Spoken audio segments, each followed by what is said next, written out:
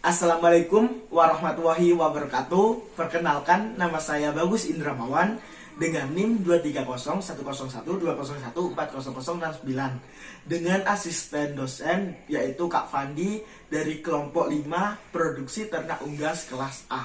Nah, di sini saya akan menjelaskan sedikit tentang bahan pakan. Nah, secara umum bahan pakan itu dibagi menjadi 8 kelas, yaitu yang pertama itu ada kelas high atau hijauan kering. Nah, terus yang kedua ada juga kelas pasutra dan hijauan segar. Terus yang kelas ketiga yaitu ada kelas silase, dan kelas keempat ada sumber energi. Kelas kelima ada sumber protein. Kelas keenam yaitu sumber mineral, dan kelas ketujuh sumber vitamin, dan kelas ke-8 yaitu zat aditif. Nah, kelas pertama yaitu kelas high atau hijauan kering adalah rumput dan daun-daunan leguminosa yang sengaja dikeringkan agar dapat disimpan dalam waktu lama. Nah, contoh dari high ini yaitu ada jerami jagung dan juga jerami padi. Nah, yang berikutnya ada kelas kedua. Nah, kelas kedua yaitu ada pasutra dan hijauan segar. Pasutra dan hijauan segar adalah bahan pakan dalam bentuk daun-daunan dan kadang masih bercampur dengan ranting dan bunganya. Nah, pada kelas kedua ini yaitu pasutra dan hijauan segar memiliki kandungan air yang cukup banyak, yaitu 70% hingga 80%. Contohnya yaitu seperti rumput gajah dan lamtoro. Nah, lanjutnya ada kelas ketiga. Nah, kelas ketiga yaitu silase. Nah, apa sih silase itu? Silase merupakan campuran atau hijauan segar yang disimpan dalam silo dengan tujuan diberikan kepada ternak pada waktu sulit didapatkan.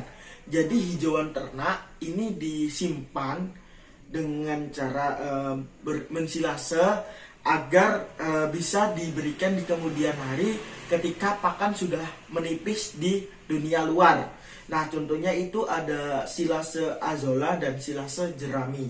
Nah, terus yang kelas keempat yaitu ada sumber energi. Nah, sumber energi pada umumnya merupakan bahan pakan yang mempunyai kadar protein sekitar 12% dan juga memiliki serat kasar kurang dari 18%. Contohnya yaitu ada dedak dan juga ada jagung.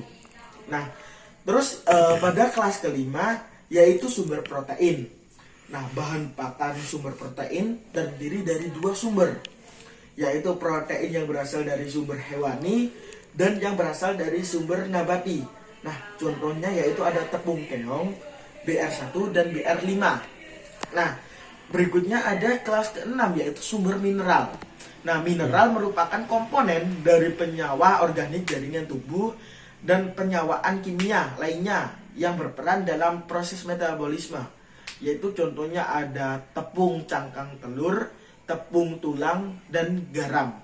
Nah, dan kelas ke-7 yaitu sumber vitamin. Nah, vitamin adalah senyawa organik, biasanya tidak disintesis oleh jaringan tubuh dan diperlukan dalam jumlah sedikit. Vitamin ini digunakan sebagai koenzim atau regulator metabolisme. Nah, contohnya itu ada vitamin A, vitamin B, vitamin C, vitamin D, dan vitamin B kompleks. Dan contohnya di bahan pakan yaitu ada Vitacik. Nah, kemudian kelas terakhir yaitu kelas ke-8 ada zat aditif.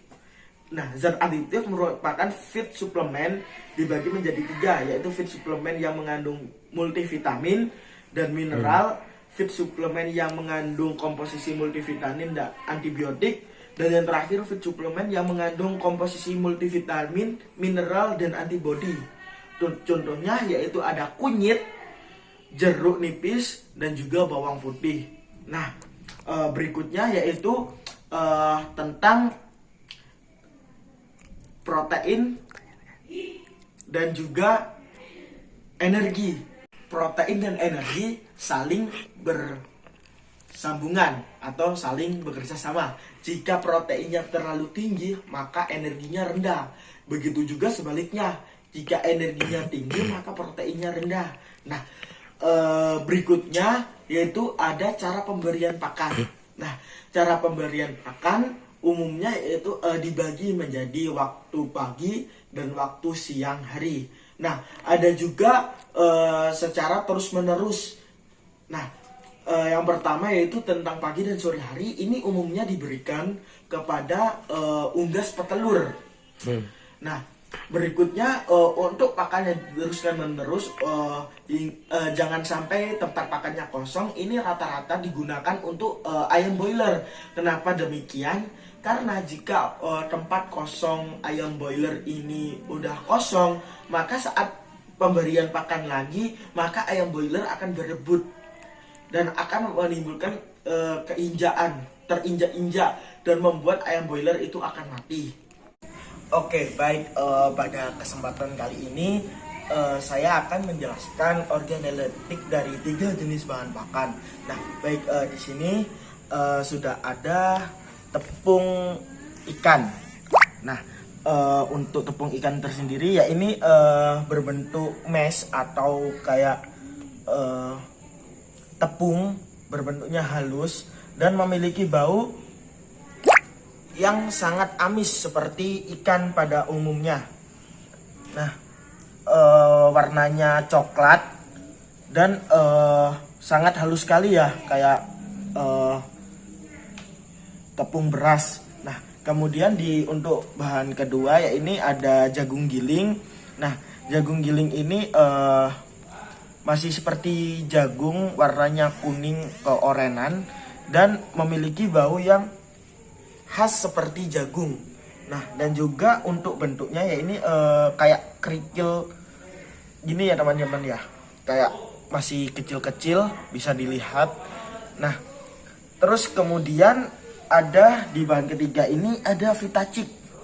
Nah, untuk organoleptik dari Vitacik ini yaitu memiliki butiran yang halus seperti mesh bentuknya, dan juga warnanya sedikit oranye ya dibandingkan dengan tepung ikan ini. Tuh. Jadi tepung ikannya ini warna coklat, sedangkan Vitacik ini berwarna oranye. Nah, kemudian untuk baunya sendiri, baunya seperti Vitacik dan kayak seperti vitamin-vitamin pada umumnya. Dalam pemberian pakan, kita juga tidak bisa asal. Kita harus memperhatikan faktor fisiologis pada ternak, yaitu ada fase starter, fase grower, dan juga fase finisher. Nah, jika kita memberikan pada fase starter, yang seharusnya kita berikan kepada finisher, maka pertumbuhan yang starter ini kurang maksimal. Jadi kita harus mengerti kondisi fisiologis pada ternak. Ini membutuhkan berapa protein dan juga berapa energi untuk fase tersebut. Mungkin itu yang bisa saya sampaikan. Jika ada salah kata atau salah ucap dari saya mohon maaf sebesar-besarnya. Assalamualaikum warahmatullahi wabarakatuh.